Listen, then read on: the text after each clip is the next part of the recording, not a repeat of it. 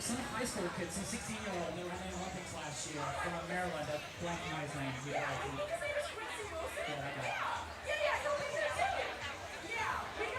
Back to the runway we go here for first attempts for Timberg, and following her will be Newell. But Timberg looks so good on that opening height. I assume she's using the same pole for this next height.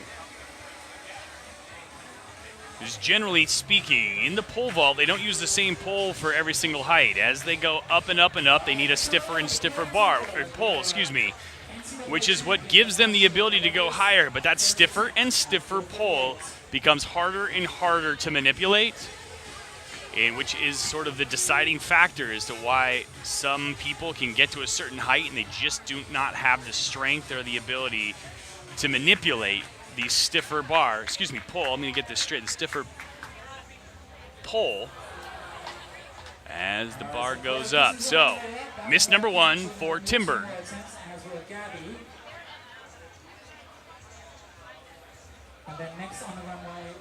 But Timberg will have two more attempts at this height, 14.8 1/4. Again, this is 4 meters 48. Well below Timberg's personal best, but right above Gabby Hoke's personal best.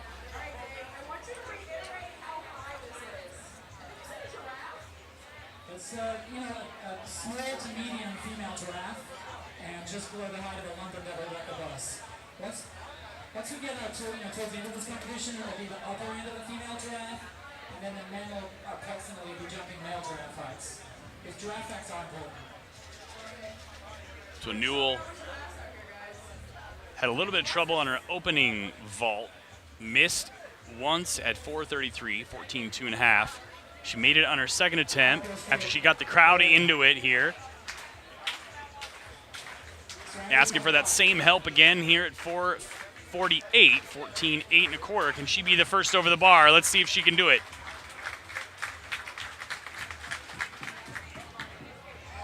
Oh, and just a grazing of it up over the top. She had the speed, she had the height, just brushed her chest right against the bar on the way down, taking the bar with her. If you're just arriving here and wondering what's going on, you're watching the professional women's photo.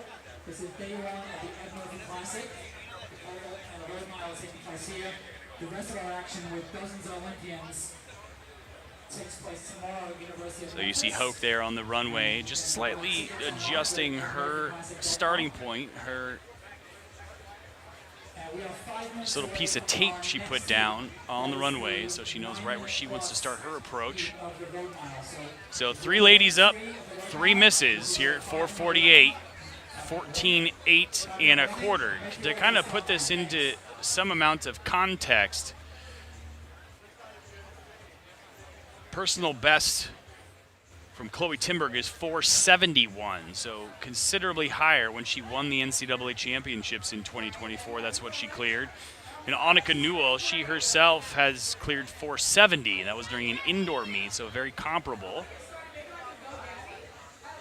And if you're a track nerd like myself, you know that World Athletics no longer separates the value of a competition or a performance, whether it be indoor or outdoor.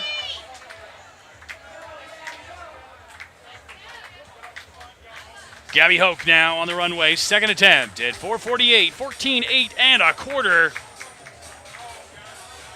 And boy, does she carry some speed. She'll have one more go at 4:48.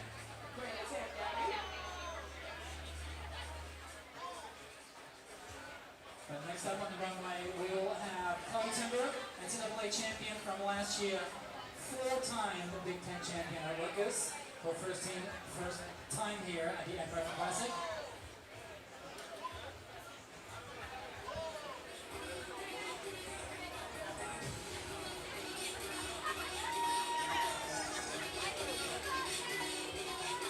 Timberg on the runway, representing the Philly Jumps Club.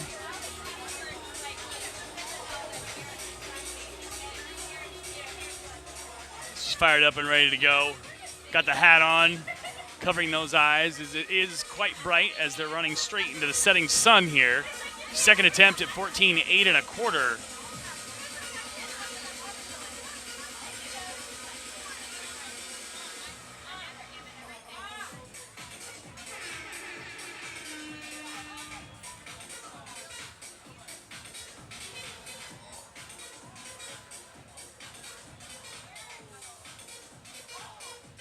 And she's going to take a bit of a run through. White flag.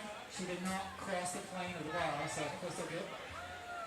Well, she didn't cross the plane. I think she's asking if she's still good to go. So she still has time on the clock.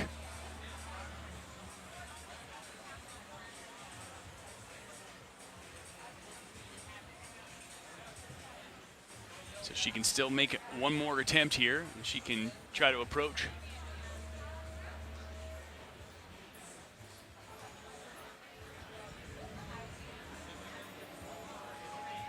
Just getting mentally set. All right, Chloe Timberg, attempt number 2, 448. So this is still attempt number 2. She did not break the plane when she went through before.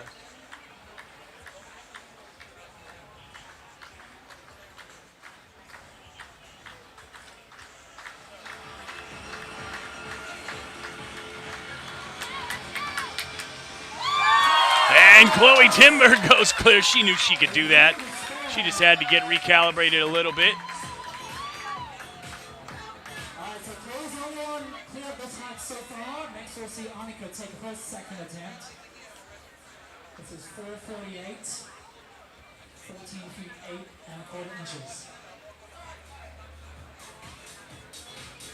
Annika's a 3-time Olympian for Canada. That means Annika Newell and Gabby Hoke still in the competition. First up, Annika Newell.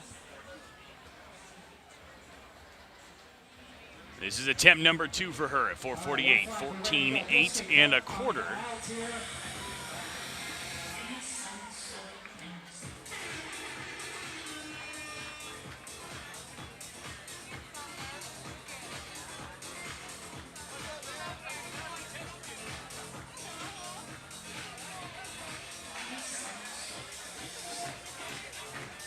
She wants to clap it on the beat. She's feeling it. Let's see if that energy can propel her up and over the bar. Here goes Newell. And just missing again. Ever so close for Annika Newell. She knows she's got this, though. I know what's going through her mind. She just got a couple of adjustments to make, and then she can do it.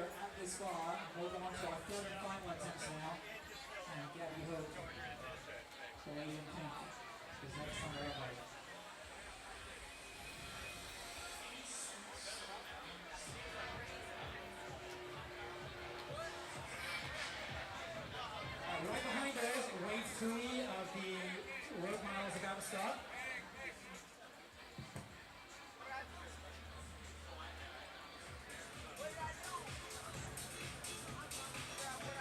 Well, Annika Newell, she'll have one shot remaining, but next up on the runway is a third attempt now for Gabby Hoke. She's having an awesome day out there, as I just overheard Serenity out there on the PA talking about Pretty in Pink, just feeling it.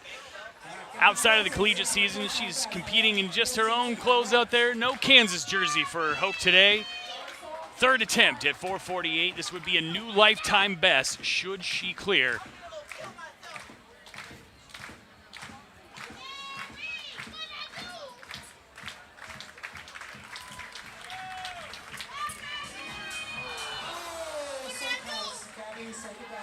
So that'll be it for Hoke today. Valiant attempt at 448. Would have been an 8-centimeter lifetime best.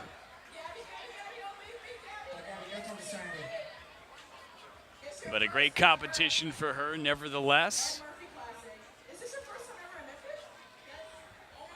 And a first-timer in Memphis, as she just noted to Serenity there on the infield. A great competition. Clearly a Kansas connection here, where their coach must have brought out a number of athletes for this post-collegiate season competition, one of the last competitions domestically here in the United States before we get to the U.S. Championships later on in the summer.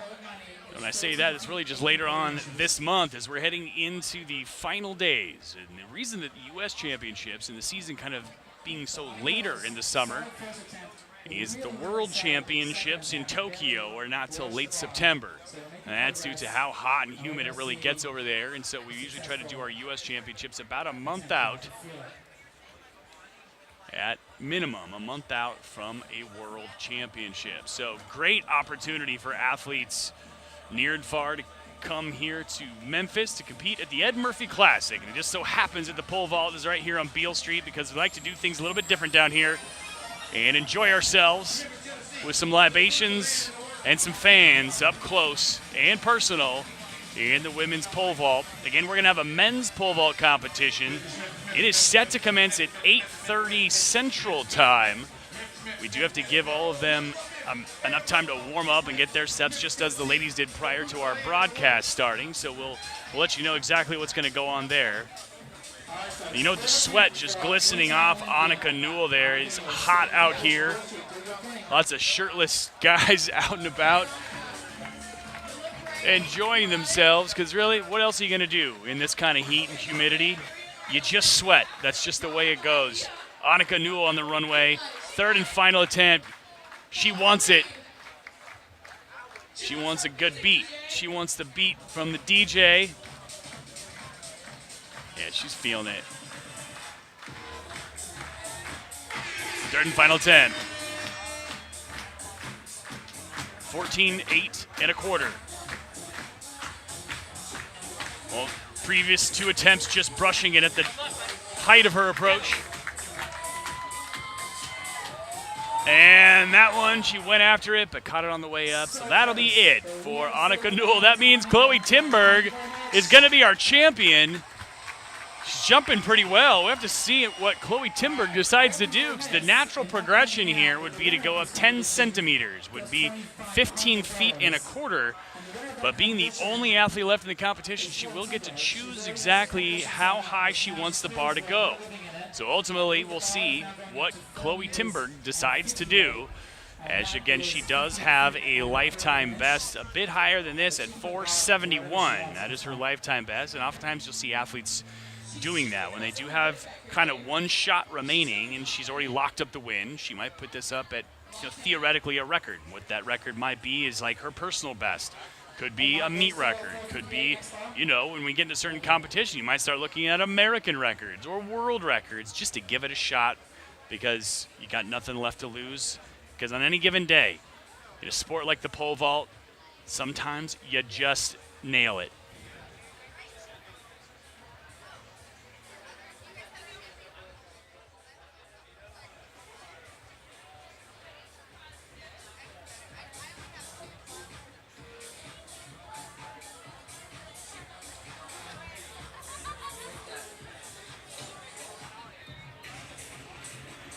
Timberg getting ready, getting a little extra chalk on the hands.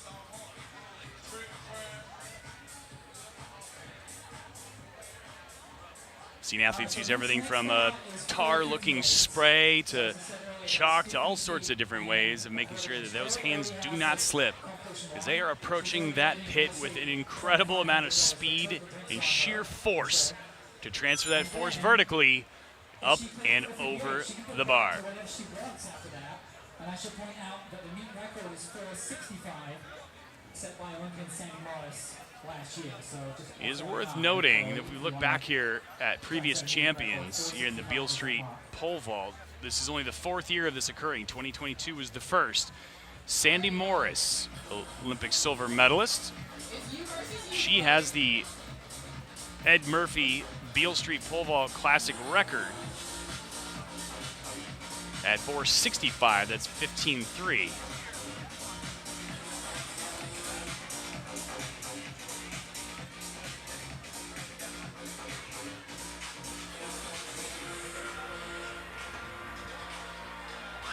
And a big clearance for Timberg.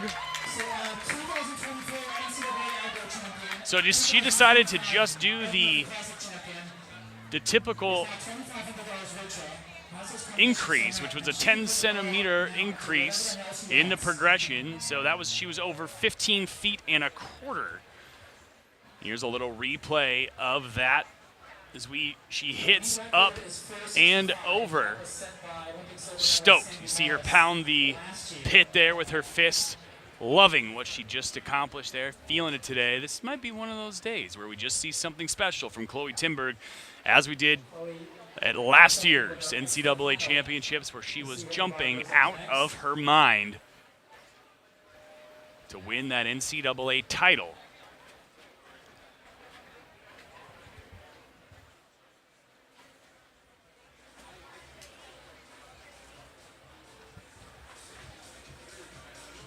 We'll see what Timberg decides to do here. Is, of course, as we noted before, she is the lone athlete remaining in the competition, which gives her the ability to choose what she wants the bar to be set at. The challenge for me will be get communication to the officials so I know exactly what she's jumping at, but we will find out shortly, I'm sure, as she makes the choices now. She talks to the head official about where she wants the bar to be. She can choose how far she wants the standards to be set forward or backwards, and she can choose her height. As she has a fresh board, she's your champion no matter what.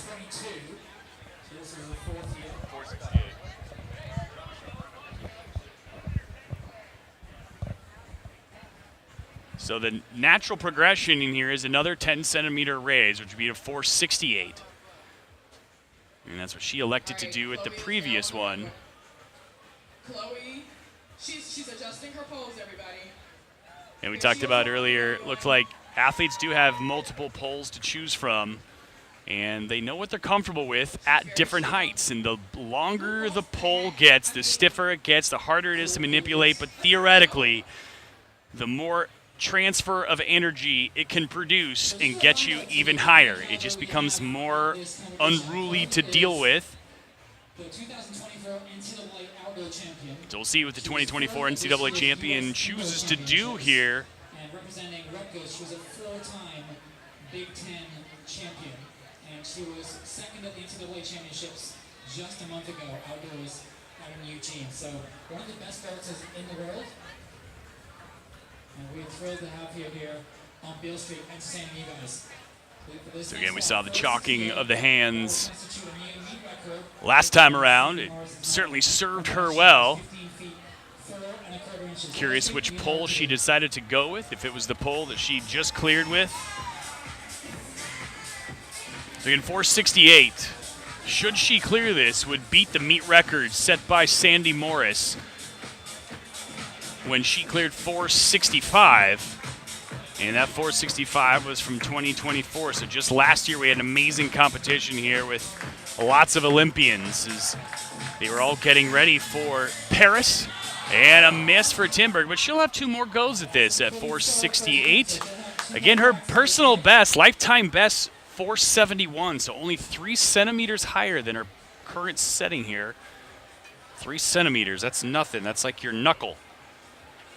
So 3 centimeter difference between her lifetime best and where the bar is right now. And when she jumped that lifetime best, just to keep this in context, that was good enough for her to win the national championship. She won the NCAA championship at 471 and runner-up this year.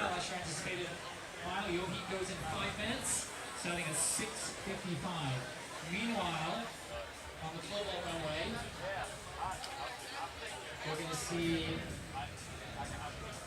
Chloe take her second attempt at 468.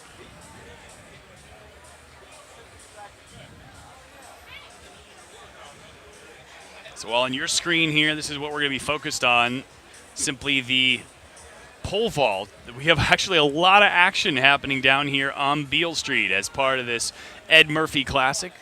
The Beale Street Mile taking place sort of in our periphery, be running some laps around us in the blocks around downtown Memphis and Beale Street. As I walk down here today from the hotel, just looking at the course set up with archways, lots of athletes coming through here, passing by the announcer's box with bibs. They're all getting ready to go run the Beale Street Mile and just having fun. So really a family affair. Anybody wanting to get down and dirty and have some fun and run a little bit, watch some track, and enjoy themselves, come on down to Beale Street. If you don't do it this year, do it next. because it is a sight to behold. And just fun for the whole family out here on Beale Street. All right, getting close now. And there's Eddie Murphy. Ed Murphy, he is the namesake.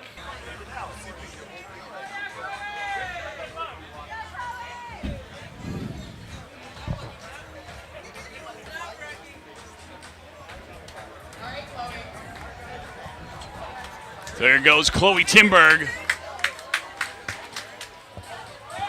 And that's another miss for Timberg. That was her first attempt. She'll have 2 more cracks at this height, 468. It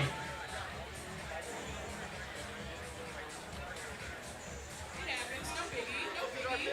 So technically 2 more attempts happening at this height.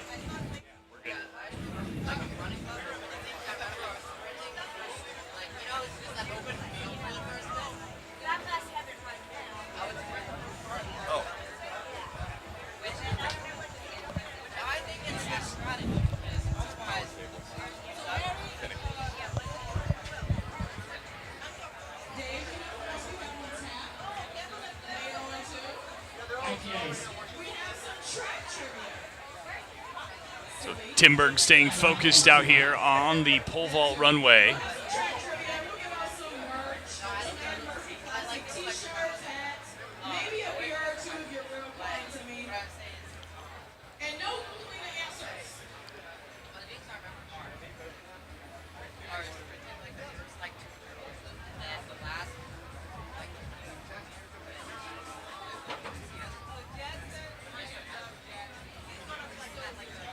With only 1 athlete in the competition, things do get a little slow here through the waiting game, as she does, as noted, have a clock that she has an eye on right now. Insomnia Cookies, whether they're an official partner or not, they're getting some love here. As we're set up, we even have a camera up top of Insomnia Cookies. That's that shot right there, looking down right over the pole vault standards. And there's the man himself. He's being safe. Don't worry, folks. Perfectly OSHA compliant. I guarantee it. Back to the runway we go. This is going to be attempt number 2 at 468. So 15.4 1/4. Again, just talking about this before. This would be a season's best for Timberg. Also would beat the meet record set by Olympic silver medalist Sandy Morris last year. And coming in just a little low. It's got to be so frustrating for these athletes when they do all the right things and just trying to get up there. Just notice the upper body strength on Chloe Timberg. The power she has to have to manipulate that pole as she propels herself up towards that bar. Doing a little recap now with Coach. See if we can correct anything before we get on to the 3rd and final attempt at what would be a new meet record here for Chloe Timberg.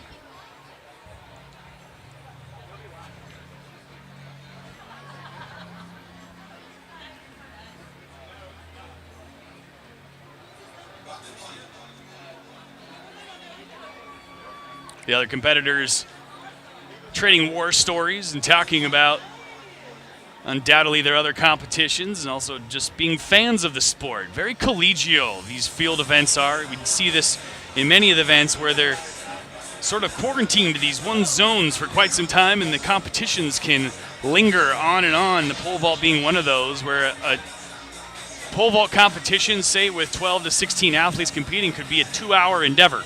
And so they spend a lot of time with each other, and half of these athletes even train with each other. So that's a bonus there. They're out there with their friends and their teammates. All part of the system here, and being part of the sport, trying to elevate things, no pun intended. And they do it all together here on Beale Street every year.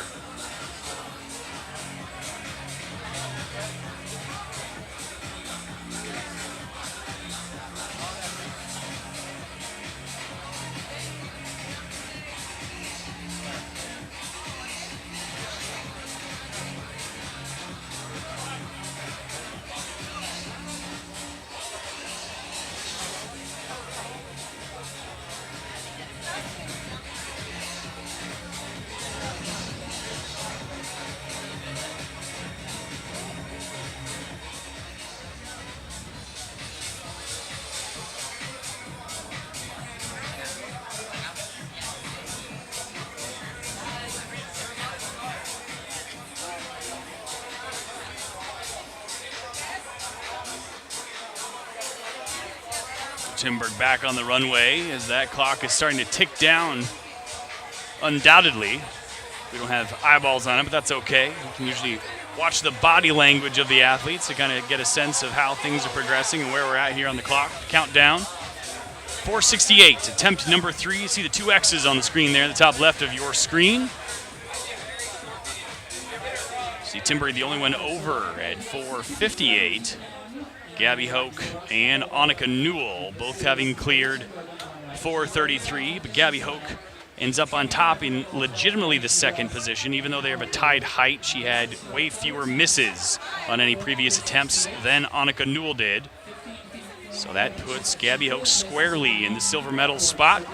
Annika Newell sitting in the bronze medal position here in the pole vault on Beale Street. And now Chloe Timberg has sealed up that gold medal in the Ed Murphy Classic Beale Street pole vault competition. Just seeing how high she can push this victory. No doubt visualizing herself getting up and over that bar.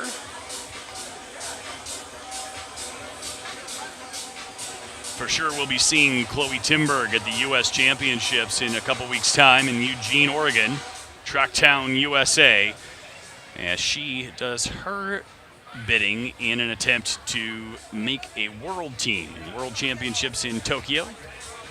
Last time that Tokyo hosted a global championship was the 2020, but hosted in 2021 Olympics with no fans in the stands. So this is kind of a make good to get them back out there, and hopefully the people of the host country of Japan and fans from all over the world will come back to that stadium and give these athletes the warm welcome back that they all deserve, as they had to compete, as many athletes did, to empty stands or fake cutouts of fans during COVID times. Almost seems like a distant memory of sorts, oddly enough. But here we go, Chloe Timberg.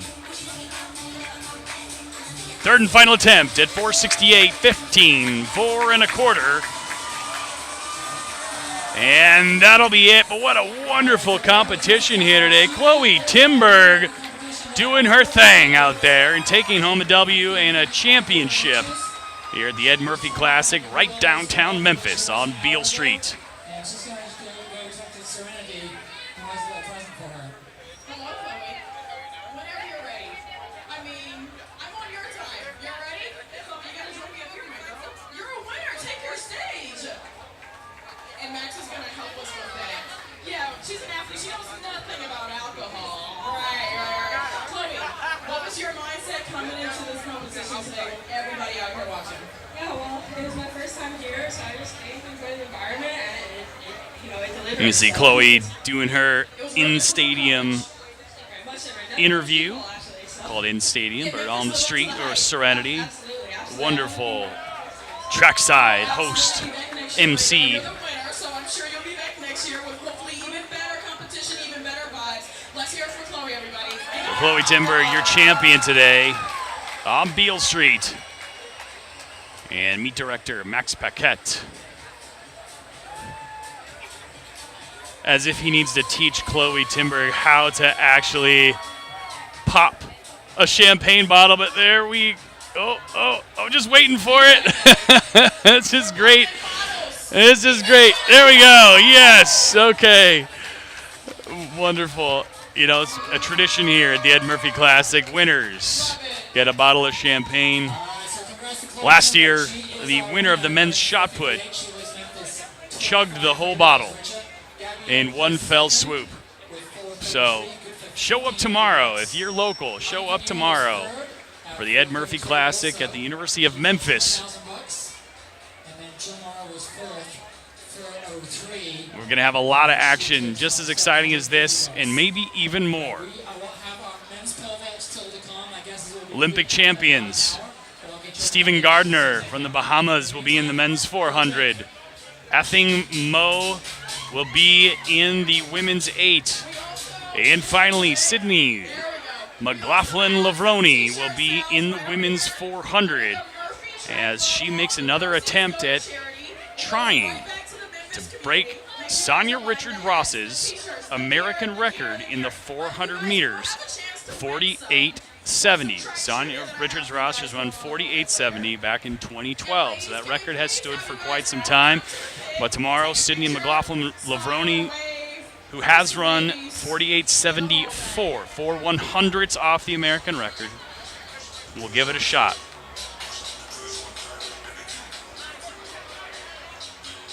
So at the conclusion here of the women's program,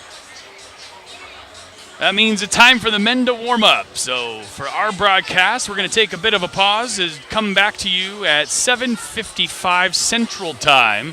7:55 Central Time for an 8 p.m. Central kickoff of the men's competition. So for now, I'm Rob Vermillion. We'll see you back here in about an hour for the Beale Street pole vault.